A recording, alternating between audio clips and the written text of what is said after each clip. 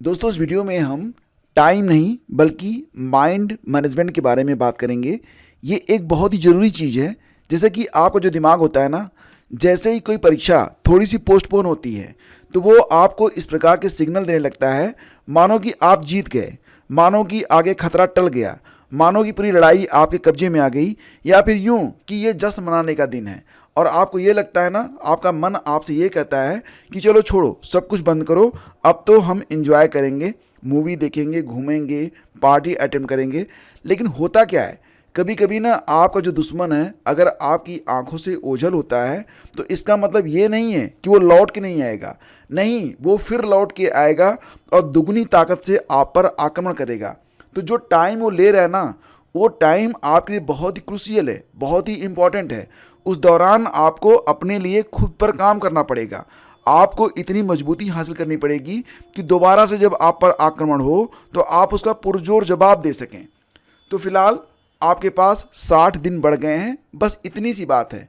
यहाँ पर आपको ये नहीं सोचना है कि आप असिस्टेंट प्रोफेसर बन गए हैं, या फिर ये भी नहीं सोचना है कि आपने लड़ाई जीत ली है, या फिर अगर आप ये सोचते हैं कि 4 दिनों के बाद जब आप परीक्षा देने बैठेंगे तो बिना पढ़े बिना कुछ किए आप वहाँ से असिस्टेंट प्रोफेसर बन के आएंगे, ऐसा भी नहीं है। देखो एग्जैक्टली ना, आपको यहाँ पर कल्पना ये करना है कि नेक्स्ट 6 मंथ के बाद, अगले 60 दिनों के बाद आप खुद को कहाँ पर देखना चाहते हैं, एज ए असिस्टेंट प्रोफेसर सफल होकर, या फिर एज ए फेलियर। डिसीजन आपको लेना है। जैसे ही आप खुद से ये सवाल करेंगे ना, आपको आंसर मिल जाएगा कि आप फिलहाल आज क्या करें। तो देखो यहाँ पर हम बात करेंगे आपके माइंड मैनेजमेंट के बारे में, यानी कि आपका जो दिमाग है ना, उसको आपको ये बताना है कि ये समय पहले से अधिक क्रूशियल हो गया है। अभी तक आपके पास समय नहीं था तो आप वो चीज़ें पढ़ रहे थे जो बहुत ही इंपॉर्टेंट हैं, लेकिन अब आपको युद्ध की उन चीज़ों के बारे में भी जानकारी कलेक्ट करनी है जो कि अनपेक्षित रूप पर सामने आ सकते हैं। तो जो अपेक्षित है उसकी तो तैयारी की जाएगी, लेकिन जो अनपेक्षित है अगर उसकी भी तैयारी हो गई तो आपकी जो जीत है, आपकी जो विक्ट्री है, बिल्कुल उसे आप कन्फर्म सुनिश्चित कर सकते हैं। ठीक है, तो जैसा कि आप लोग जानते हैं नोटिफिकेशन आ चुका है और अब आपकी जो असिस्टेंट प्रोफेसर की परीक्षा होने वाली है ये 16 और 17 अप्रैल को करवाई जाएगी। 16 और 17 अप्रैल, यानी कि आपके पास 60 डेज और बढ़ गए हैं। अब इसे आप अपना सौभाग्य भरा दिन बना लीजिए या फिर एंजॉयमेंट भरा। देखो सीधी सीधी बात आपको बताता हूँ कि आप उतने ही अधिक भाग्यशाली होते जाते हैं जितनी अधिक आप परिश्रम करते हैं। ये मूल मंत्र है। अगर आप एंजॉय करते हैं तो आपका भाग्य आपका साथ छोड़ देता है।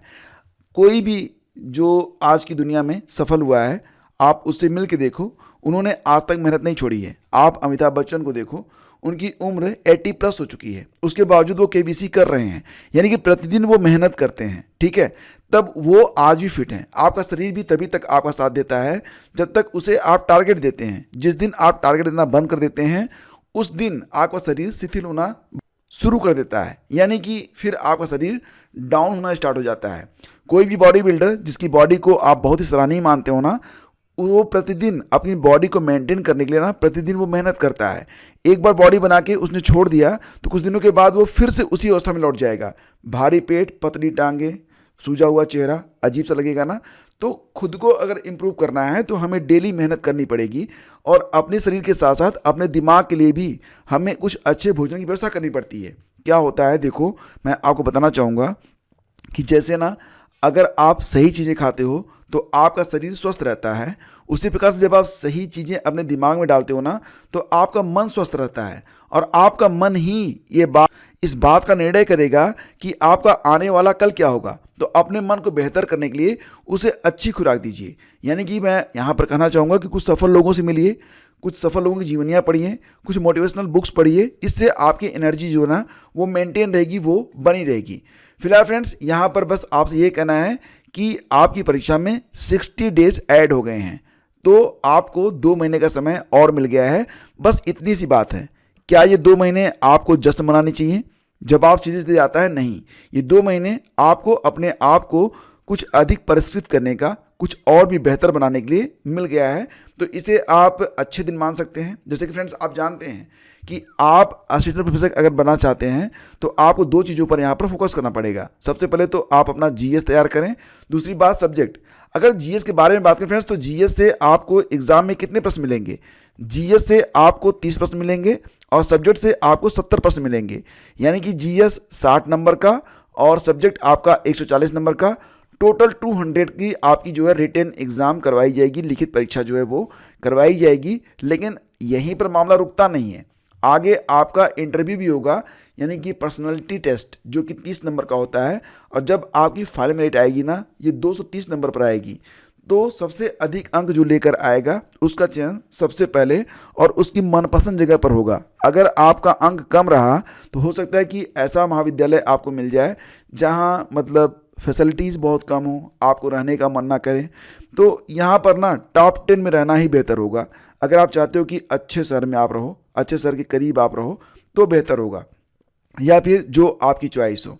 क्योंकि जैसे जैसे आपके अंक कम होंगे ना, वैसे वैसे आपकी जो चॉइस है वो डिपेंड करेगी किस पर? वो आपकी किस्मत पर, या फिर जानते हैं ना जो नीति नियंता होंगी आपको जहाँ भेजेंगे आपको जाना पड़ेगा। और ये मत समझना कि आप जाओगे 3 महीने वहाँ पर जॉब करोगे चले जाओगे, या फिर किसी प्रकार की फर्जीगिरी होगी, कुछ भी नहीं। आपको वहाँ पर रहकर अपनी जॉब करनी पड़ेगी और फिर आपको लगेगा ना कि थोड़े से नंबर और आ गए होते तो अच्छी लोकेशन पर होते, परिवार के निकट होते, थोड़ी सी इंजॉयमेंट हमारी और बढ़ गई होती। तो सारी बातें, तो यहाँ पर निष्कर्ष ये निकलता है कि ये जो समय है ये आने वाले भविष्य को सुधारने के लिए है। ठीक है, तो देखो फ्रेंड्स, मैं आपसे कहना चाहूँगा कि आपके पास जो भी समय है उसका सही सदुपयोग करें। जीएस को आप बिल्कुल भी इग्नोर कर नहीं सकते हैं।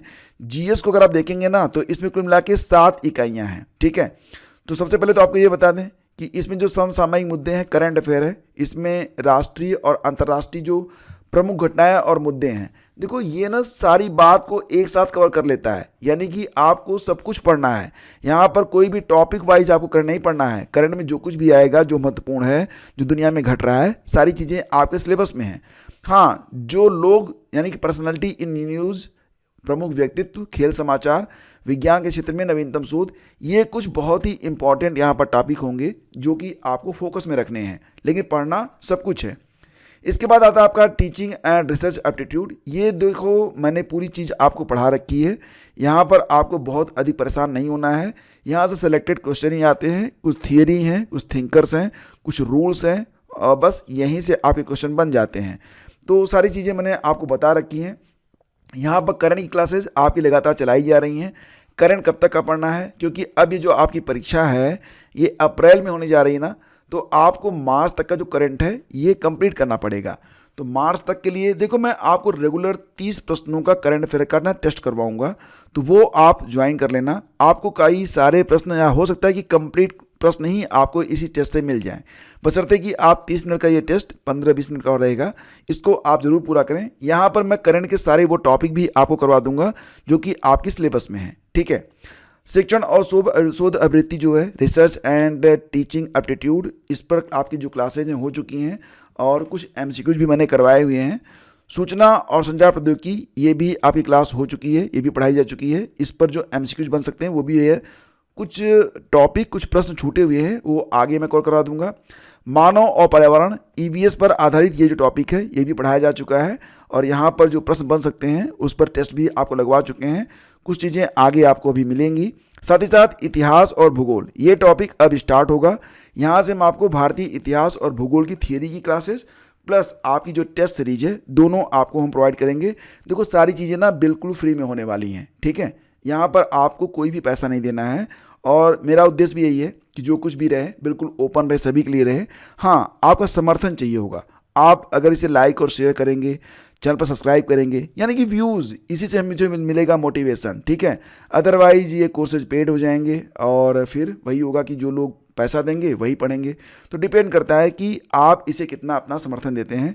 तो वीडियोज़ को वॉच करिए, इससे फ़ायदा आपको मिलने वाला है। तो भारतीय इतिहास, भूगोल, पॉलिटी और इकोनॉमिक्स, ये जो टॉपिक है ये अब स्टार्ट होंगे। सबसे पहले मैं यहाँ पर आपको थ्योरी दूंगा, उसके बाद कुछ एमसीक्यूज कराऊंगा। लेकिन आपको क्या करना है, देखो ये जो क्लासेज हैं ये तो आपको अटेम्प्ट करने ही हैं। कुछ डेली के टारगेट मैं आपको प्रोवाइड करवाऊंगा। इसके लिए आप हमारा जो टेलीग्राम चैनल है उसको ज्वाइन कर लीजिएगा, जो कि स्पेशली UPHESC असिस्टेंट प्रोफेसर के लिए मैंने तैयार किया है, तो वो ज्वाइन कर लेना। वहाँ पर मैं आपको पर्सनली आपको बताऊंगा कि क्या क्या चीज़ें आपको रेगुलर पढ़नी है, यानी कि डेली और वीकली टारगेट मैं आपको दूंगा वहाँ पर।